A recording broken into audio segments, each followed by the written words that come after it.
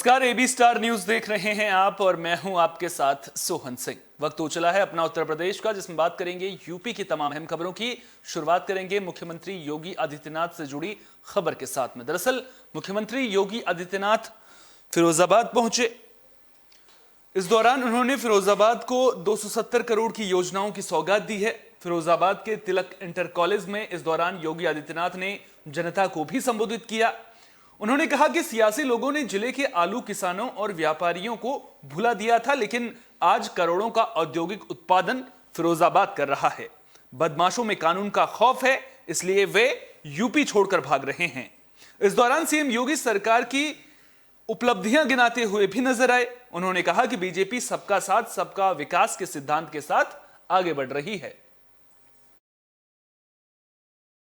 आज प्रधानमंत्री मोदी जी ने जल जीवन मिशन के अंतर्गत ग्रामीण क्षेत्र के हर बस्ती में, हर घर तक और शहरी क्षेत्र में भी ये सुविधा देने की कार्रवाई की है।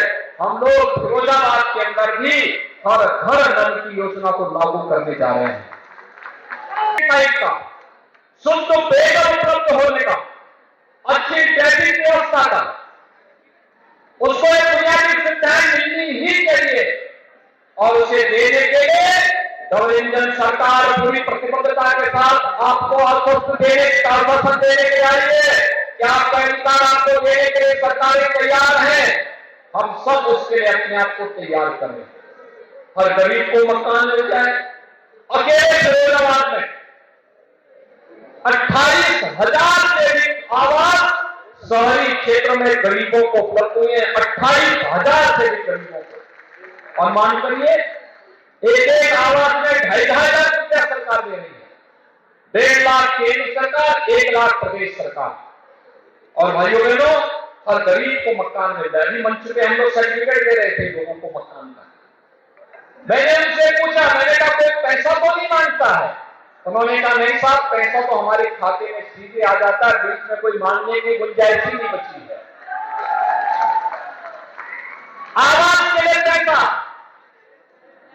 स्ट्रीट वेंडर के लिए पीएम स्वनिधि योजना के अंतर्गत बैंक से बिना भेदभाव के ब्याज फ्री लोन की सुविधा में उपलब्ध करवाई जा रही है।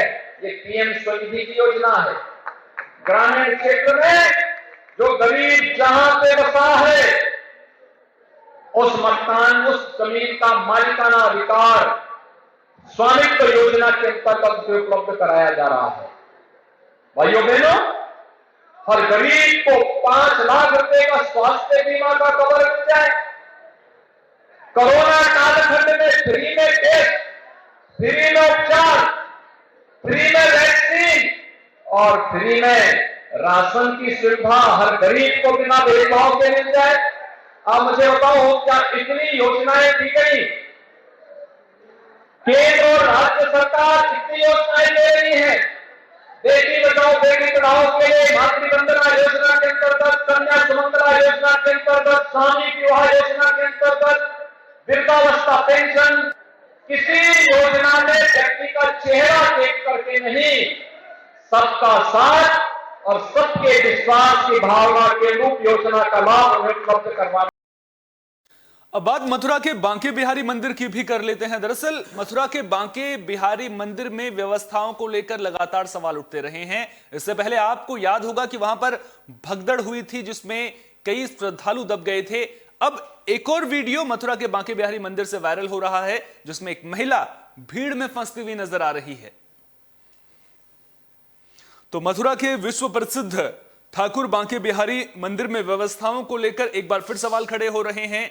व्यवस्थाएं दुरुस्त नहीं हो पा रही हैं। भक्तों की सुरक्षा और सुविधा को बेहतर करने के लिए मंदिर प्रबंधन और जिला प्रशासन जहमत उठाता नजर नहीं आ रहा है। ताजा मामला मंदिर के गेट नंबर 1 का है, जहां एक बुजुर्ग महिला गली में भीड़ में फंस गई। मौके पर मौजूद पुलिसकर्मियों ने बड़ी मुश्किल से महिला को भीड़ से निकाला, जिसका वीडियो वायरल हो रहा है। अभी भी मंदिर के प्रवेश मार्गों पर लग रही भीड़ को लेकर सवाल जरूर खड़े हो रहे हैं। और आप इस वीडियो में देख सकते हैं कि किस तरह से भगदड़ वहां पर मचती हुई नजर आ रही है और बड़ी संख्या में लोग वहां पर मौजूद हैं। लोगों की बड़ी संख्या के कारण लोग परेशानियों का सामना कर रहे हैं। यही वजह है कि महिला, जो बुजुर्ग महिला है, वो वहां पर फंस गई थी और आप वीडियो में देख सकते हैं कि किस तरह से अब पुलिसकर्मी भीड़ में फंसी महिला को बचाते हुए नजर आ रहे हैं।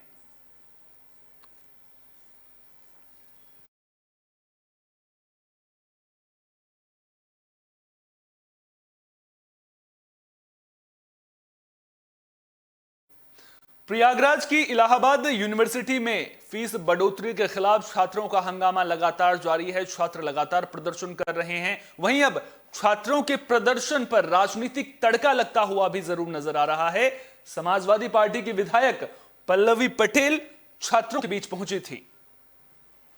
तो इलाहाबाद यूनिवर्सिटी में फीस बढ़ोतरी के खिलाफ प्रदर्शन लगातार जारी है। छात्रों के प्रदर्शन को 80 से ज्यादा दिन हो चुके हैं, लेकिन फिलहाल छात्रों और यूनिवर्सिटी प्रबंधन के बीच बात बनती नजर नहीं आ रही है। इस बीच पूरे मामले पर सियासी तड़का लगता हुआ भी नजर आ रहा है। छात्रों के आंदोलन का समर्थन करने सपा के विधायक पल्लवी पटेल यूनिवर्सिटी पहुंची और छात्रों से आंदोलन को और धार देने की बात कही। उन्होंने कहा कि वे छात्रों की लड़ाई में पूरी तरह से साथ हैं और उनकी कोशिश सपा मुखिया अखिलेश यादव को यूनिवर्सिटी लाकर छात्रों के आंदोलन में शामिल करने की होगी। सपा विधायक पल्लवी पटेल ने फीस बढ़ोतरी का मुद्दा विधानसभा में भी उठाने की बात कही। वे छात्रों के आंदोलन के बहाने बीजेपी पर भी हमला बोलती नजर आई। उन्होंने कहा कि बीजेपी सरकार छात्रों और नौजवानों के भविष्य के साथ खिलवाड़ कर रही है।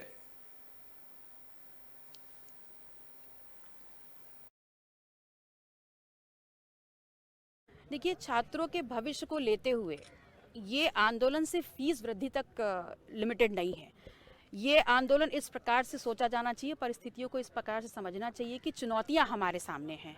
कहीं फीस वृद्धि को लेकर, कहीं एडमिशन्स में डिस्क्रिपेंसीज को लेकर, कहीं लेट रिजल्ट को लेकर के, कहीं सत्र शून्य होने के नाम पर हमारे भविष्य के साथ खिलवाड़ किया जा रहा है। और ये पूरा तरीका जो है प्लान्ड है, कुछ भी एकदम से नहीं हो रहा है। कहीं ना कहीं समाज के लोगों को या नौजवानों को उनके रोजगार से हटाना, शिक्षा से हटाना, गरीबी की तरफ ढकेलने का एक काम है। और ऐसे में अपनी नैतिक जिम्मेदारी लेते हुए आज यहाँ आई हूँ और मैं अपने भाइयों से, चाहे वो इलाहाबाद यूनिवर्सिटी के हों, चाहे BHU के हों, चाहे कहीं के भी स्टूडेंट्स हों, मैं उनके भविष्य। गुरमीत राम रहीम की पैरोल के दिन खत्म हो चुके हैं। वो 40 दिन की पैरोल पर जेल से बाहर आए थे, लेकिन अब पैरोल की अवधि पूरी हो चुकी है। तो डेरा प्रमुख गुरमीत राम रहीम की 40 दिनों की पैरोल की समय सीमा पूरी हो चुकी है। वे 13 अक्टूबर से 23 नवंबर तक 40 दिनों की पैरोल पर जेल से बाहर थे। 15 अक्टूबर को राम रहीम बागपत के बरनावा के डेरा आश्रम पहुंचा था और वहीं रह रहा था। पैरोल की समय सीमा पूरी होने के बाद हरियाणा पुलिस राम रहीम को वापस सुनारिया जेल लेकर गई। इस दौरान सुरक्षा के पुख्ता इंतजाम देखने को मिले। बता दें कि हरियाणा के सिरसा के बाद बागपत के बरनावा में ये दूसरे नंबर का डेरा माना जाता है। 40 दिनों की पैरोल के दौरान राम रहीम ने सोशल मीडिया पर ऑनलाइन आकर अनुयायियों को नशावृत्ति से दूर रहने का संदेश दिया। एक गाने के जरिए राम रहीम बच्चों और युवाओं को मोबाइल से दूर रहने का संदेश देते भी नजर आए। उन्होंने अपनी मुंहबोली बेटी हनीप्रीत इंसा का नामकरण भी किया था। उन्होंने बताया कि अब हनीप्रीत रूहानी दीदी के नाम से ही जानी जाएगी।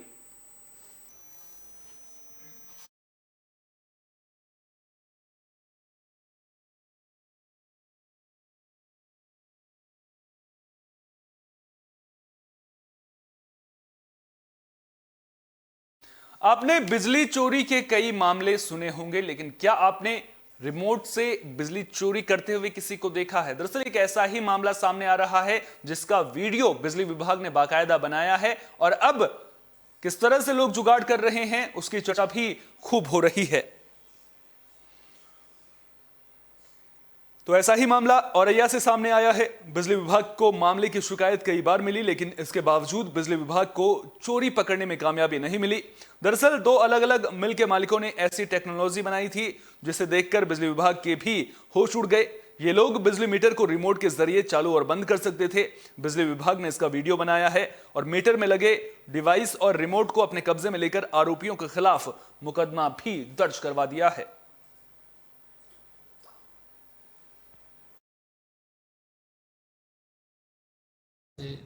रेड टीम की इकाई एवं हाथरस की विजिलेंस टीम के द्वारा आज औरैया शहर में रात्रि में विद्युत चेकिंग की गई, जिसमें गुप्त सूचना के आधार पर मीटर में रिमोट लगा के एवं ऐसी डिवाइस जिससे मीटर को धीमा किया जा सके लगा के विद्युत चोरी की जा रही थी, जिसमें मौके पे डिवाइस एवं रिमोट कंट्रोल बरामद हो गया, जिसके पश्चात विद्युत का विच्छेदन करा के मीटर को कब्जे में लेके सील करके थाना एंटी पावर थेफ्ट भगवतीपुर में 2 लोगों के विरुद्ध ये। प्रयागराज में कुछ दिनों पहले एक मजदूर ने आत्मदाह करने की कोशिश की थी। अब उस मजदूर की इलाज के दौरान मौत हो गई है। लखनऊ में उस मजदूर को इलाज के लिए भर्ती भी किया गया था, लेकिन उसे बचाया नहीं जा सका है।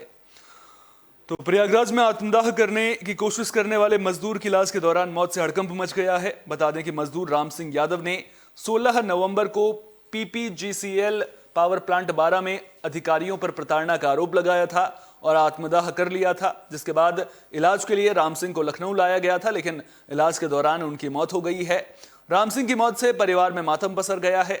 जानकारी के मुताबिक साल 2007 में मजदूर राम सिंह की प्लांट में पूरी जमीन और खेत चला गया था, जिसके बदले उन्हें कंपनी में मजदूरी की नौकरी मिली थी, लेकिन 9 नवंबर को कंपनी के अधिकारियों ने चोरी का आरोप लगाकर उन्हें कंपनी से निकाल दिया, जिसके बाद मजदूर ने आत्महत्या कर ली।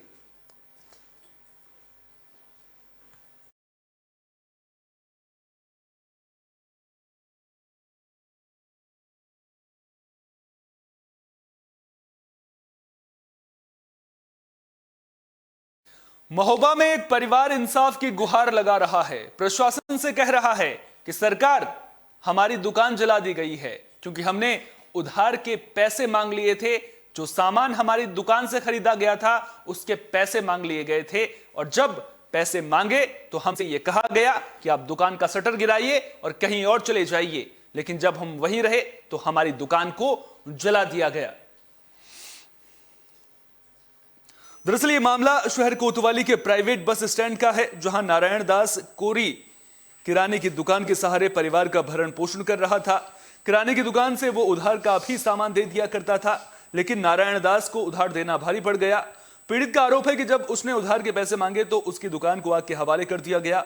पीड़ित ने पुलिस से मामले की शिकायत भी की, लेकिन इसके बावजूद उसे इंसाफ नहीं मिल सका और पीड़ित अधिकारियों के दफ्तरों के चक्कर काटने को मजबूर है।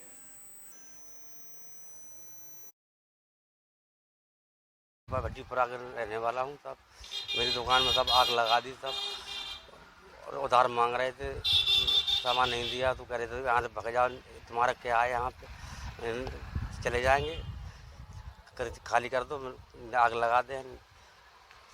सब कौन कौन लोग शामिल थे आग लगाने में? सर प्रेमचंद, उसकी घरवाली महेंद्र और पंकज और पुट्टी वाला और ड्राइवर, सब 7 महीने से परेशान है। सब सुनवाई नहीं हो रही हमारी।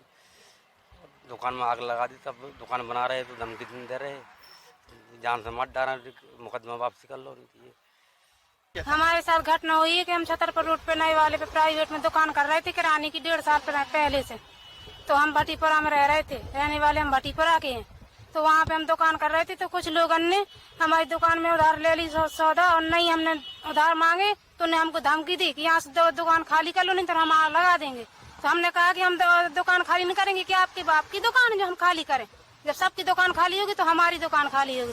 तो वो कह रहे खाली कर लो, नहीं हम आग लगा देंगे। तो हमने कहा नहीं करेंगे। कह रहे नहीं करोगे तो जान से मार देंगे। हमने कहा मार के दिखाइए जान से। तो उन्हें शाम को लिए रात में 3 बजे सोते टाइम उन्हें आग लगा दी।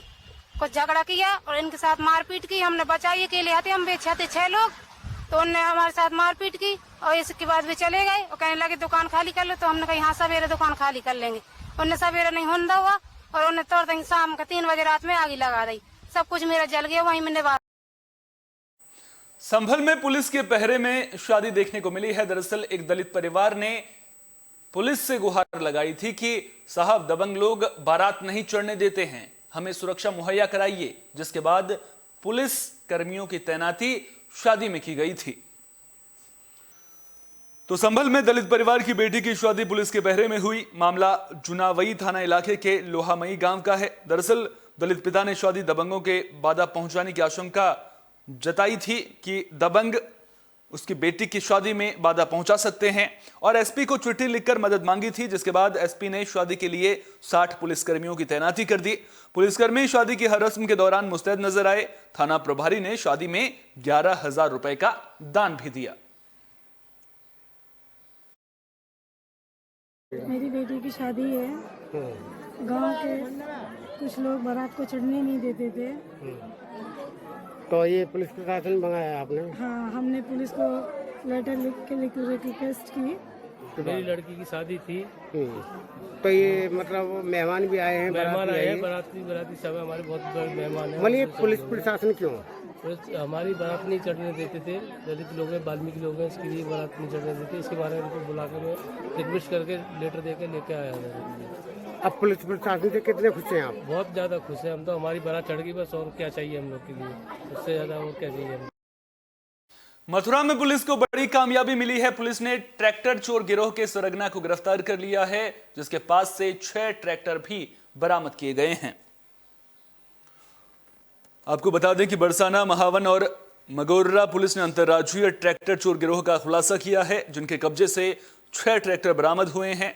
गिरोह चोरी के बाद ट्रैक्टर के फर्जी नंबर प्लेट तैयार कर इन्हें जिले से बाहर और दूसरे राज्यों में बेच देते थे। पुलिस ने शुक्रवार को कस्बे के बचगांव चौराहे में घेराबंदी कर गैंग के सरगना जुगदीन को गिरफ्तार किया था। आरोपी जुगदीन राजस्थान के भरतपुर का रहने वाला था। उसके कब्जे से चोरी के ट्रैक्टर भी बरामद किए गए थे, जिन्हें वो बेचने के लिए ले जा रहा था। गिरफ्तार आरोपी की निशानदेही पर पुलिस ने भरतपुर जिले के जुरहेरा के सबलगढ़ गांव में छापा मारा, जहां से 6 ट्रैक्टर, पानी का टैंकर, कटर मशीन, सड़क साफ करने वाला कंप्रेसर, इसके अलावा तमंचा और कारतूस भी बरामद किए गए। पुलिस ने बताया कि आरोपी रात के वक्त सड़क किनारे खड़े ट्रैक्टर को चुराते थे और फिर फर्जी नंबर प्लेट लगाकर बेच देते थे। मोगर्रा पुलिस ने कल एक अंतर्राज्यीय अभियुक्त जो चोरी का मास्टर है, इसको गिरफ्तार किया, जिसका नाम जुगदीन है। थाना जुरेहरा राजस्थान का रहने वाला है।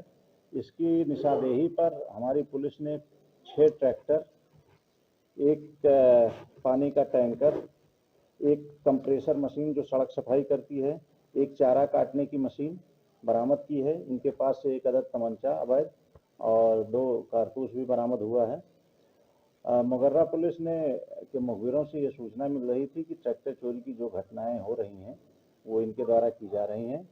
हम लोग जो ट्रैक्टर बरामद हुए हैं उसको कनेक्ट करने का प्रयास कर रहे हैं, कहाँ से वो ट्रैक्टर चोरी हुए हैं, और जल्दी से जल्दी कनेक्ट करके इन पर कार्रवाई होगी। इनके 2 साथी फरार हैं, जिनकी गिरफ्तारी के लिए हमारी टीम लगी हुई। मथुरा में यमुना एक्सप्रेसवे पर एक चलता ट्रक अचानक आग का गोला बन गया।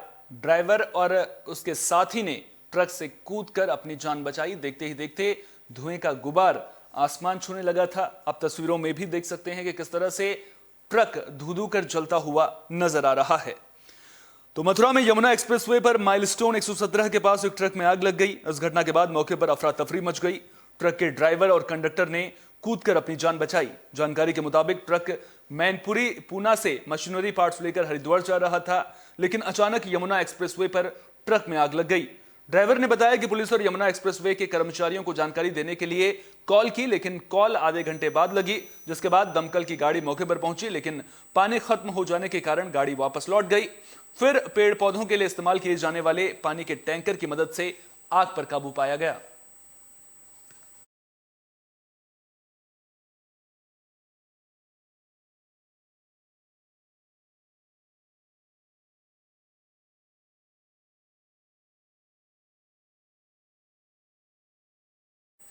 यूपी की खबरों में फिलहाल के लिए इतना ही। देश दुनिया की तमाम अहम खबरों के लिए बने रहिए AB स्टार न्यूज के साथ, क्योंकि यहां पर खबरों का सिलसिला कभी नहीं थमता।